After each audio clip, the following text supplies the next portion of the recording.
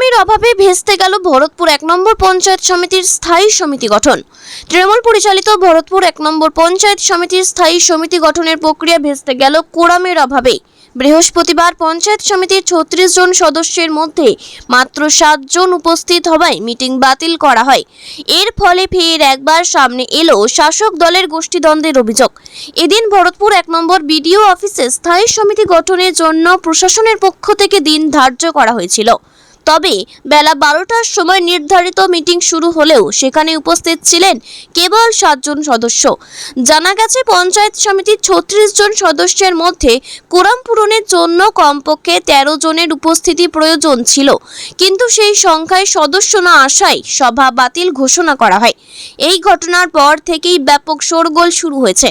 ভরতপুরের বিধায়ক হুমায়ুন কবির অভিযোগ করেন যে ব্লক সভাপতি তার অনুগামীদের মিটিংয়ে আসতে দেননি এবং সদস্যদের সভায় হাজির হতে দেননি। তিনি আরও জানান, এই বিষয়ে রাজ্য নেতৃত্বকে অভিযোগ জানানো হয়েছে। অন্যদিকে তৃণমূলের ভরতপুর ১ নম্বর ব্লক সভাপতি নজরুল ইসলাম এই অভিযোগ সম্পূর্ণ অস্বীকার করেছেন। তিনি বলেন, আসলে বিধায়কের সঙ্গে যে সকল সদস্যরা গিয়েছিলেন তাদের মধ্যে কংগ্রেসের ৩ সদস্য ছিলেন। বিধায়ক সাহেবের দাবি অনুযায়ী ৫ জনকে কর্মাধ্যক্ষ করলে কংগ্রেস সদস্যদেরই করতে হতো। সেই কারণেই আমাদের সদস্যরা আলোচনার মাধ্যমে সভায় হাজির হননি, কাউকে জোর করে আটকে রাখা হয়নি। তিনি আরও বলেন যে রাজ্য নেতৃত্বের দেওয়া বিধায়কের তালিকার দাবি ভিত্তিহীন। প্রসঙ্গত, গত পঞ্চায়েত নির্বাচনের সময় থেকেই ভরতপুর ১ নম্বর পঞ্চায়েত সমিতিতে তৃণমূলের অন্তর্দ্বন্দ্ব প্রকাশ্যে চলে আসে। ২৩ সদস্যের ওই পঞ্চায়েত সমিতিতে তৃণমূল ১৭টি আসন পেলেও সভাপতি নির্বাচনের সময় দলের একাংশ কংগ্রেস এবং নির্দলের সমর্থন নিয়ে বোর্ড গঠন করে। এই ঘটনার পর থেকেই দলের সদস্যদের মধ্যে বনিবনা অভাব দেখা যায়। গত ১৫ই জুলাই তৃণমূলের ১৫ জন সদস্য স্থায়ী সমিতির সমস্ত কর্মাধ্যক্ষের বিরুদ্ধে অনাস্থা করেন এবং ৩০শে জুলাই অনাস্থা ভোটে স্থায়ী সমিতিগুলি ভেঙে দেওয়া হয়। এরপরই নতুন করে স্থায়ী সমিতি গঠনের জন্য এদিনের বৈঠক ডাকা হয়েছিল। এদিকে এই বৈঠককে কেন্দ্র করে গোটা এলাকা কড়া পুলিশি নিরাপত্তার চাদরে মুড়ে ফেলা হয়েছিল। সাধারণ মানুষের প্রবেশ নিষিদ্ধ করা হয় এবং বিডিও অফিসের কাছে কান্দিশালা রাজ্য সড়কে ব্যারিকেড বসানো হয়। কান্দি এসডিপিও শাস্ত্রেক আম্বারদার নিজেও ঘটনাস্থলে উপস্থিত ছিলেন। ভরতপুর ১ নম্বর বিডিও দাওয়া শেরপা জানিয়েছেন, স্থায়ী সমিতি গঠনের জন্য প্রয়োজনীয় সংখ্যক সদস্য হাজির না থাকায় সভার কোরাম হয়নি। আগামীতে পরবর্তী পদক্ষেপ নেওয়া হবে। এই ঘটনার পরিপ্রেক্ষিতে রাজনৈতিক মহলে চলছে ব্যাপক আলোচনা। ভরতপুর ৩০শে জুলাই ২০২৫ এখানকার স্থায়ী সমিতির মেজরিটি মেম্বাররা ৯টা স্থায়ী সমিতিকে ভেঙে দিয়েছিল, রিমুভ করেছিল। তারপরে এসডিও সাহেব কাঁদি তিনি আজকে ডেট দিয়েছিল ১৪ই আগস্ট বেলা ১২টায়। তাহলে এখানে টোটাল মেম্বার এমপি, 2 এমএলএ, 3 জেলা পরিষদ, তারপরে 8 প্রধান, ডাইরেক্ট জেলা পরিষদে পঞ্চায়েত সমিতির মেম্বার 23, তার মধ্যে একজন এক্সপায়ার করে গেছে 22। টোটাল যে সংখ্যা, তার মধ্যে মিটিংটা যদি চালু রাখা যেত বা মিটিংটা যদি বৈধ হতো 13 জন মিনিমাম অ্যাটেন্ড করতে হতো। আমরা 7 জন অ্যাটেন্ড করেছি। বাকি মেম্বারকে এখানকার ব্লক সভাপতি রাজ্য নেতৃত্বকে ইগনোর করে সেখানে একটা ঘরে তালা বন্ধ করে রেখে দিয়েছে।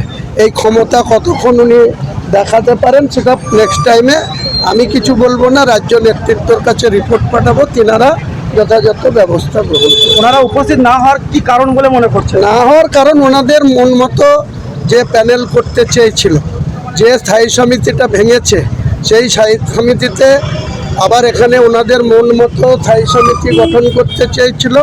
সর্বোচ্চ নেতৃত্বের কাছে আমি অভিযোগ পাঠাই যে কী কারণে স্থায়ী সমিতি ভাঙা হয়েছে, কার স্বার্থে ভাঙা হয়েছে এবং স্থায়ী সমিতি সুস্থভাবে যাতে হতে পারে তার ব্যবস্থা গ্রহণের জন্য অলরেডি আমাদের সর্বোচ্চ নেতৃত্ব শ্রীমান অভিষেক বন্দ্যোপাধ্যায় আমার কাছে একটা প্যানেল পাঠিয়েছে। আমাদের কাছ থেকে লিস্ট নিয়ে, জেলা সভাপতির কাছেও লিস্ট নিয়ে তারপরে যে প্যানেলটা পাঠিয়েছে সে প্যানেল আমার কাছে ফাইলে রেডি আছে। আমি প্রস্তুতি নিয়েই ছিলাম, কিন্তু দুঃখের বিষয় তিনার পছন্দ হয়নি। তিনার পছন্দ না হওয়ার জন্য তিনি মেম্বারদের জোর করে একটা ঘরে আটকে রেখেছে। তাই তারা যে আধ ঘন্টা যে টাইম থাকে 12টার জায়গায় 12:30, আমরা 12:35 অবধি দেখার পর আমাদের বিডিও সাহেব এসডিও সাহেবের সাথে কথা বলে মিটিংটা যে আজ হলো না বা পসপন্ড হয়ে গেল সেটা ঘোষণা করার পর আমরা বেরিয়ে এসেছি। এই যে পার্টির গাইডলাইন্সকে তিনি ভায়োলেশন করলেন, আগামী দিনে কি কোনো অভিযোগ করছেন পার্টিকে? সেটা তো নিশ্চয়ই করব, সেটা তো আপনাদের বলার বিষয় না। এটা যথাযথভাবে আমি জায়গা মতো বা আমাদের সর্বভারতীয় সাধারণ সম্পাদক লোকসভার দলনেতা অভিষেক বন্দ্যোপাধ্যায়ের কাছে অলরেডি পাঠিয়ে দিয়েছি, আবার পাঠাবো। যা যা ইনফরমেশন দরকার সরকারিভাবেও তিনি ইনফরমেশন ডিএম সাহেবের মাধ্যমে, এসডিও সাহেবদের মাধ্যমে, বিডিও সাহেবদের মাধ্যমে পেয়ে যাবেন। আর আমি দলগতভাবে এখানকার পরিস্থিতি কি, এখানকার যার উপরে তিনি দায়িত্ব ন্যস্ত করে রেখেছেন, তেনার যে কতটা ঔদ্ধত্য, তিনাদের প্যানেলটা সে এখানে অ্যাবসেন্ট থেকে, তার মানে এটা বাংলায় বোঝা যায় ওনাদেরকেও অভোট করলেন, ওনাদের নির্দেশটাকেও অমান্য করলেন। তাহলে কি গোষ্ঠীকন্দ আবার প্রকাশ্যে এলো? ওসব নিয়ে আমি কিছু বলবো না, কি এলো না এলো ও নিয়ে আমার কিছু বলার ব্যাপার নাই। আমি যথাযথ জায়গা মতো রিপোর্ট করে দেব। ঠিক আছে। আপনারা দেখছেন আজকে যে স্থায়ী সমিতি গঠনের আমাদের দিন ছিল, তো সেখানে আমাদের টোটাল পঞ্চায়েত সমিতির 23টা মেম্বার, 23টা মেম্বারের 8টা প্রধান, 3 জেলা পরিষদ, 2 বিধায়ক।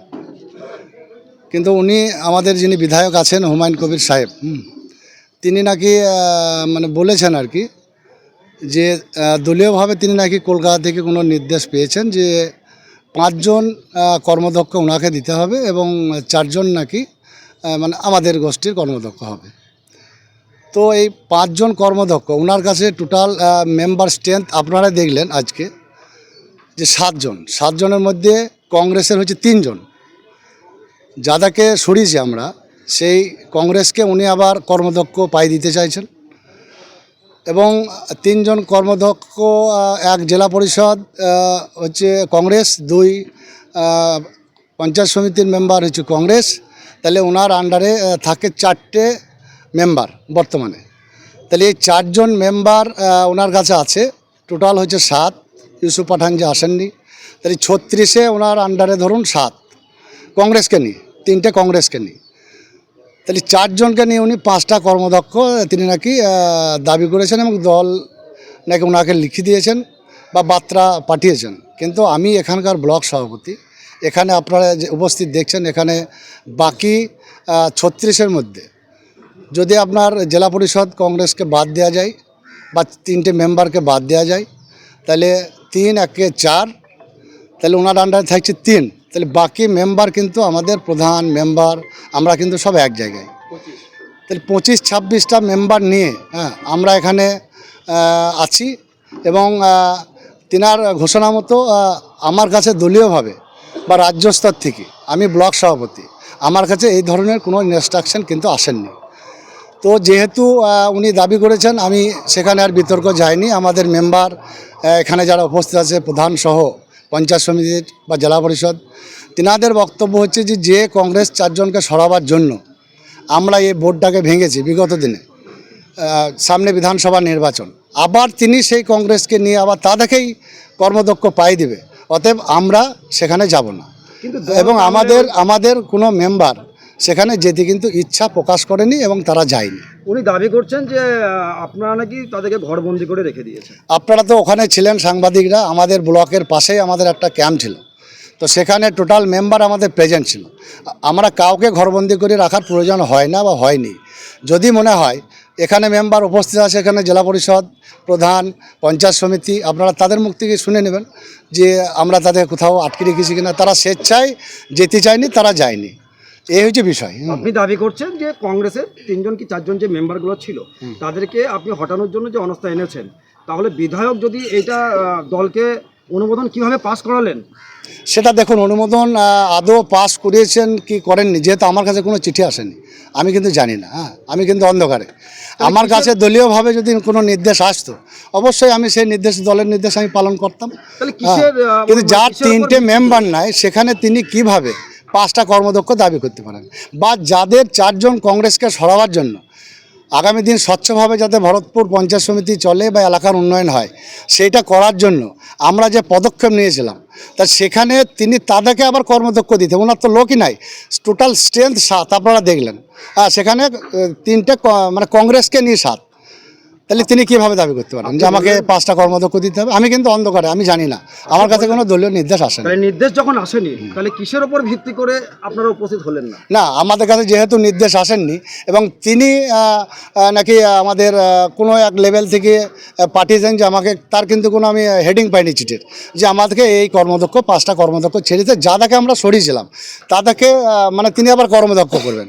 আমরা কিন্তু সেটা দেখে আমরা সিদ্ধান্ত নিই যে না, এই বিতর্কে আমরা যাব না। আমরা কিন্তু সেখানে আমাদের যারা মেম্বার ছিল আমরা আলোচনা করি, তারা সবাই ইচ্ছা প্রকাশ করে যে না, যেহেতু যাদেরকে সরাবার জন্য আমাদের অনাস্থা, তা আবার তিনি তাদেরকেই যদি পাই দিতে চান, আমরা কিন্তু এই ভোটে অংশগ্রহণ, এই স্থায়ী সমিতির এতে আমরা অংশগ্রহণ করবে না, সেই জন্য তারা কিন্তু যায়নি। আপনার কাছে সংখ্যাগরিষ্ঠতা ছিল, আপনি তো পাস করে নিজে না, আমি তো যাব না বিতর্কে, যেহেতু তিনি একটা মানে বলছেন যে দল আমাকে এটা পাঠিয়েছে, যদিও দল আমাকে পাঠায়নি, আমি কিন্তু সেই জায়গায় যাইনি। আগামী দিন অবশ্যই আমরা দলের কাছে আবেদন করবে, এতগুলো মেম্বার আমাদের সঙ্গে আছে এবং তিনি কাদেরকে সঙ্গে নিয়ে আজকে আবার তিনি কর্মদক্ষ দাবি করছেন, সেটা আমরা ঊর্ধ্বতন কর্তৃপক্ষ, আমাদের যিনি সর্বভারতীয় তৃণমূল কংগ্রেসের নেতা অভিষেক বন্দ্যোপাধ্যায়, তিনাকে আমরা জানাবো, আমাদের আর্জি পেশ করবে, এতগুলো মেম্বার সই শপথ করে আমরাও পাঠাবো যে আমরা যাদেরকে সরাবার জন্য আজকে, যে কংগ্রেসকে সরাবার জন্য আজকে আমরা এই জায়গায় নিয়ে এসেছিলাম স্বচ্ছভাবে পঞ্চায়েত সমিতি চালাবার জন্য, তা তিনি আবার তাদেরকে সঙ্গে নিয়ে কর্মদক্ষ করতে চাচ্ছেন, সেটা আমরা প্রমাণ করবো। সেটা তাহলে বিধায়ক দাবি করছেন যে ওনার কাছে দলীয় নির্দেশ এসেছে কিন্তু আপনার কাছে এলো না, না। এটা কি দলের দ্বিচারিতা হলো? না, কোনো দ্বিচারিতা নাই, দল কোনো দ্বিচারিতা কেন করতে যাবে? আদৌ এসছে কিনা সেটাও তো আমরা জানি না, আপনিও জানেন। আপনাকে কোনো চিঠি দেখেছে? না। আপনাকে উনি বলছেন যে আমার কাছে দলের চিঠি বা অভিষেক বন্দ্যোপাধ্যায়ের লেটার হেডের চিঠি বোধহয় মানে তিনি নাকি পাঠিয়েছেন।